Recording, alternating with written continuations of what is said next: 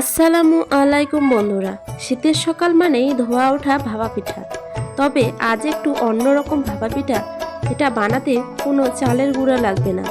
আজ হবে ঝটপট সুজি আর নারিকেলের ভাপা পিঠা।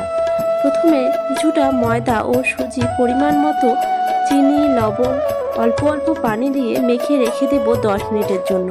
অন্যদিকে নারিকেল কোড়া চিনি দিয়ে আঠালো একটা পুর বানিয়ে নেব। এবার বাটিতে তেল ব্রাশ করে মাখিয়ে রাখা সুজিটা দিয়ে নারিকেলের পুরের লাড্ডুটা বসিয়ে কয়েকটা টুটি ফুটি দিয়ে সাজিয়ে দেব। তারপর কড়াইতে পানি বসিয়ে তার উপর বাটিগুলো বসিয়ে দেব। 10 মিনিট জাল করে নেব, 4-5টা মোমো করে নারিকেলের মিষ্টি ঘ্রাণে। ব্যাস তৈরি হয়ে গেল আমাদের আটা ছাড়া সুন্দরী ভাপা পিঠা। এবারের পৌষ পার্বণে এই রেসিপিটি ট্রাই করছেন তো?